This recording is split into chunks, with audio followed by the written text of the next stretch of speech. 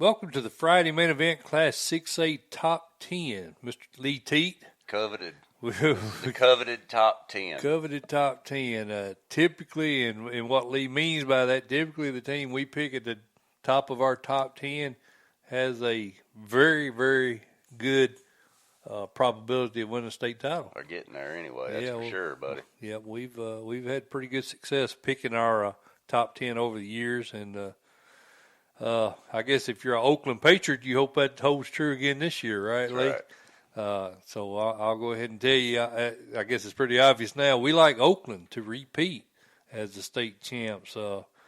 Kevin Creasy's team, despite the fact, Lee, that they lost most of the offense, they've got three coming back on offense. They picked up a transfer we really like, Cody Sparks, quarterback, 6'5", 215, transferred in from Hamilton Southeastern in Indiana.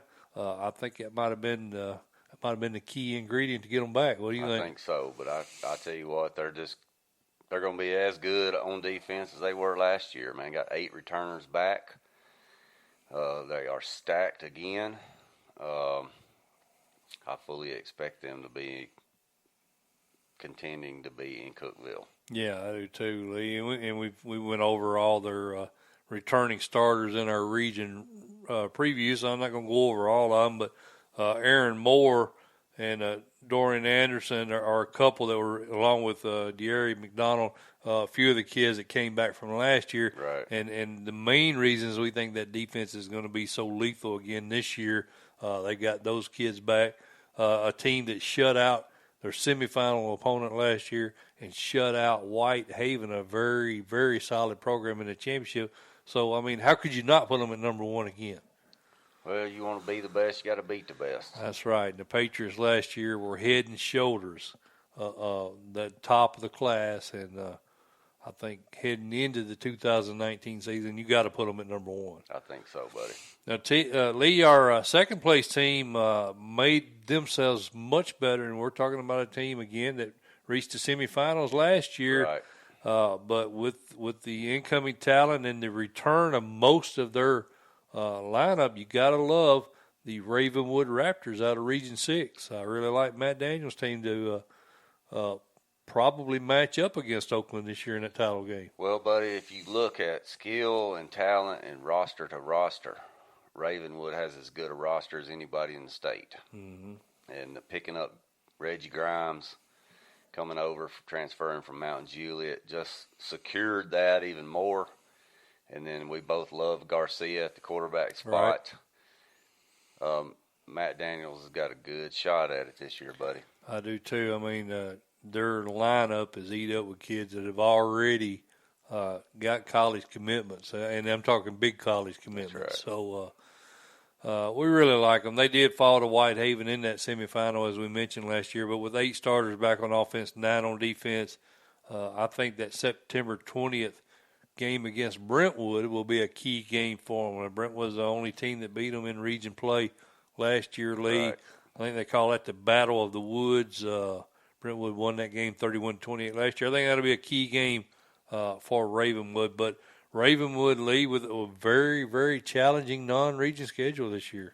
Big-time non-region schedule with Blackman, Pulaski, Arkansas, CPA, Smyrna, and Cane Ridge. So if they get through that, they're battle-tested. Exactly. So we really like the Raptors at number 2.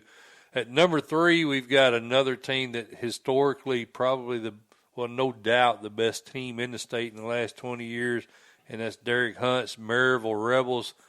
Lee, we talked about it in the region rundown.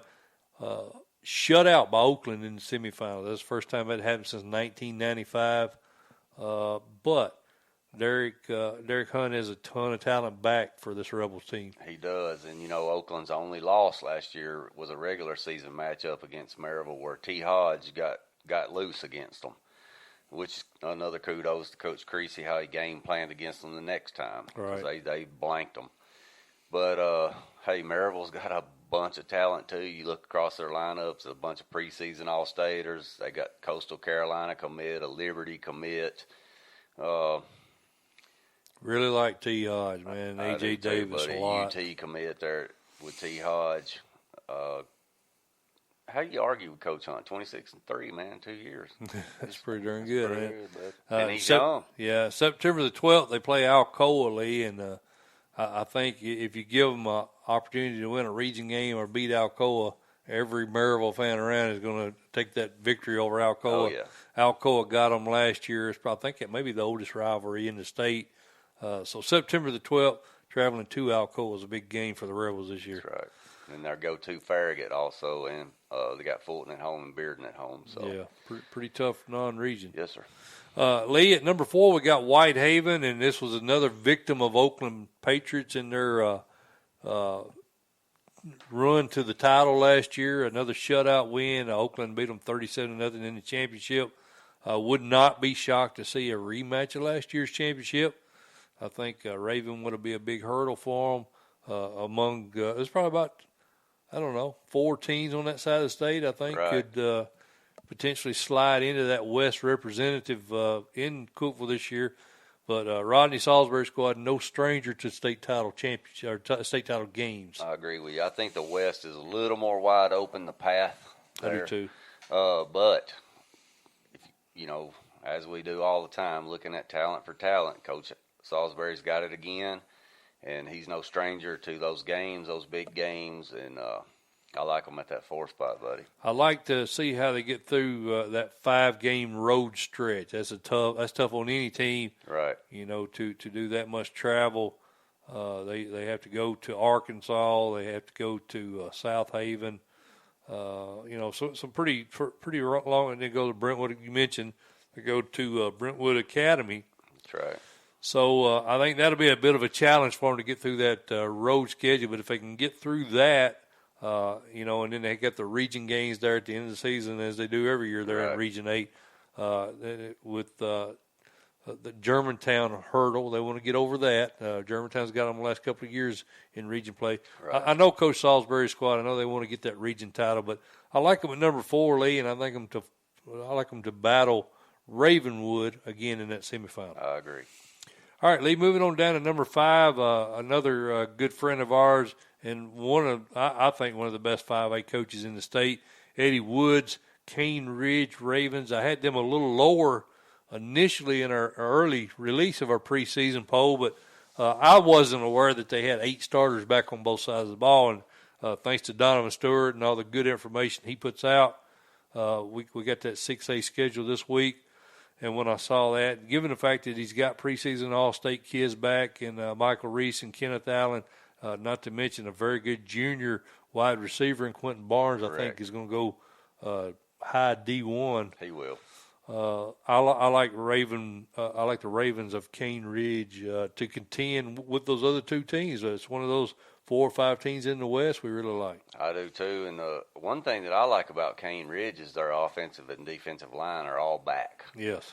So they're good up front. They're very good, and that's a very vital ingredient with the type of offense, spread offense he likes to run. Being able to protect that quarterback is very important. And I really like Cane Ridge. Pearl Cone at TSU on August 24th. That's going to be a fun game to watch. But I think the key game for Cane Ridge is a TV30 rival game against Smyrna on October the 4th. That was their closest region competition last year. So I think if you pinned Coach Woods down and said, what game do you have to win this year, he would say that Smyrna game on October the 4th. I agree.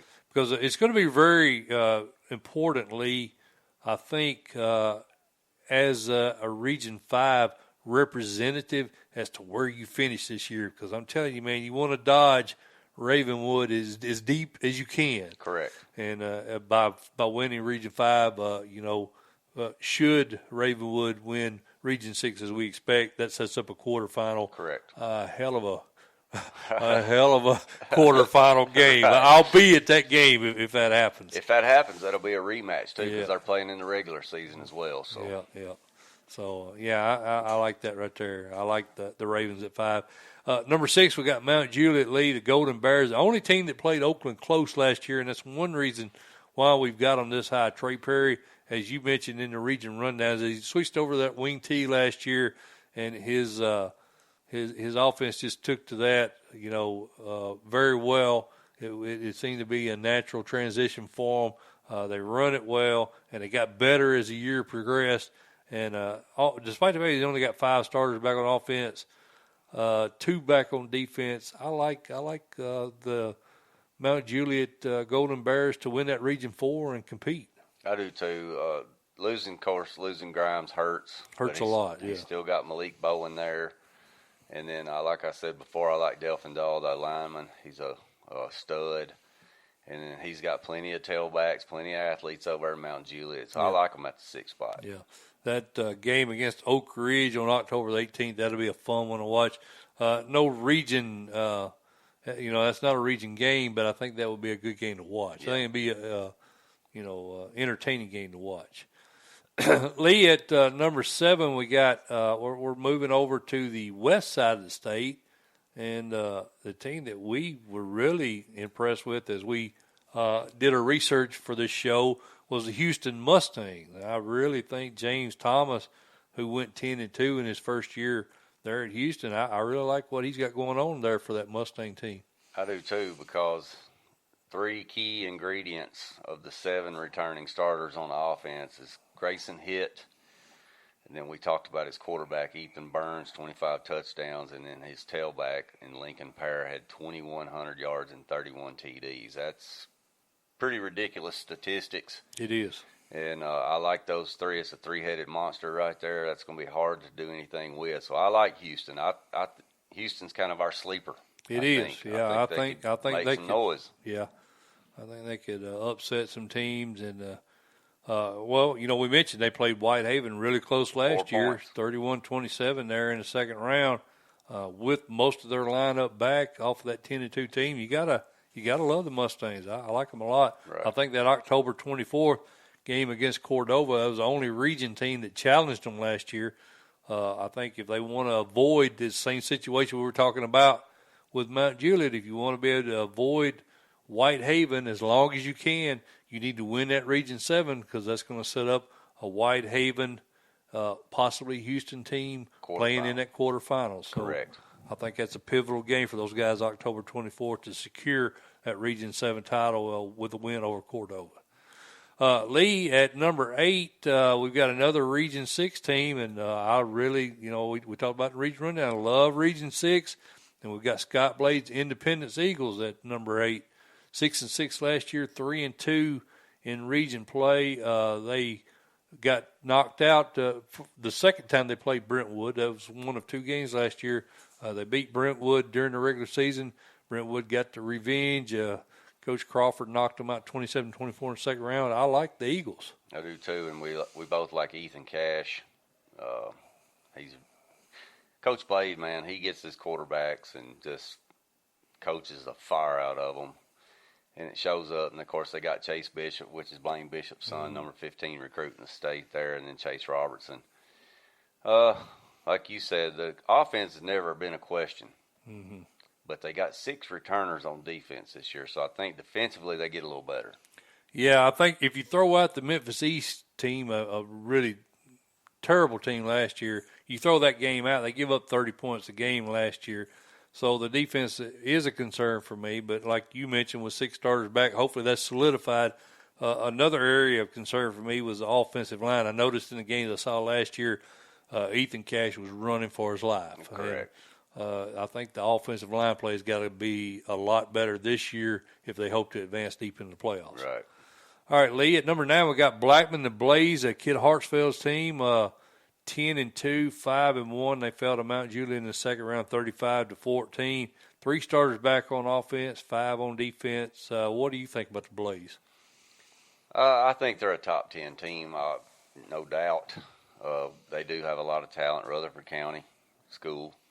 And Malachi Burns, number 42 recruit in the state, and then Dejon Gibson. Really like that kid. Is real good. He's got some SEC schools looking at him, and he's got Drew Beam back at the quarterback. He follows Tennessee sports too.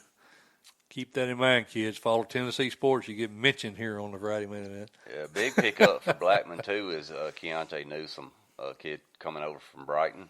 Yeah. We will know a whole lot more about Blackman week 1 against Alcoa. Yeah. And we'll know a whole lot about them on October 4th as well, Lee. That's the Oakland game. And, since Kevin Creasy's been there, they've got Oakland once. And that was the very first game back in 2014, week 1, Oakland against Blackman. Blackman got Coach Creasy in his debut at Oakland, but they haven't got him since. Right. And they've played several times. Typically, they play 2 times a year, and he's had their number. So I think until Blackman can get past Oakland, and I don't see it happening this year, they're gonna be second place in the region. Right. But we like them at number 9, and number 10. We're going to round out our top 10, Lee, with our third Region 6 team. And that makes sense because we said in the region rundowns we felt like this was the toughest region. And we've got the Brentwood Bruins, Ron Crawford's squad, 10-3 last year. They lost to Ravenwood in the 3rd round. He's got 9 starters back on a very stingy defense, 4 offensive starters back. How do you like the Bruins? Well, you know my feelings on Coach Crawford. I love how the man coaches. He's kind of an old school throwback. He is. When you talk to him, I enjoy it. We had him on at that jamboree. That's right. Remember, and I really enjoyed talking to him. Yep. And I just like him. I like the guy. I like how he coaches. They're always very well coached. They don't get out of position. They're disciplined. But, Buddy, I'm worried about him this year because of his out-of-region schedule. Yeah. Can he get through that healthy? It's tough. And go ahead and run down that. He's got MBA. Then he's at Cane Ridge. He's at Henry County. He's got CPA and Knox Catholic. That's tough. That is a brutal out-of-region schedule, which should prepare you for your region schedule. If you can stay healthy. You can stay healthy, and Right. I don't know about that. Right. I really like his quarterback, but he's going to have to keep him healthy. Yeah, that October 4th game against Independence is a big game for Brentwood. Yes. Independence put up 40 points. Only team that put up over 40 points on them last year. He's got to figure out a way to slow that Eagle offense down. Yeah. But that'll be a key game Well, with for 9 returners, he may have. Yeah, that might be the key, right? Right. But he like all the great coaches, he's good at making adjustments, and I think they came back and knocked Indy out in the playoffs. So he's definitely a good coach, one of our favorites. Lee, that concludes our top 10.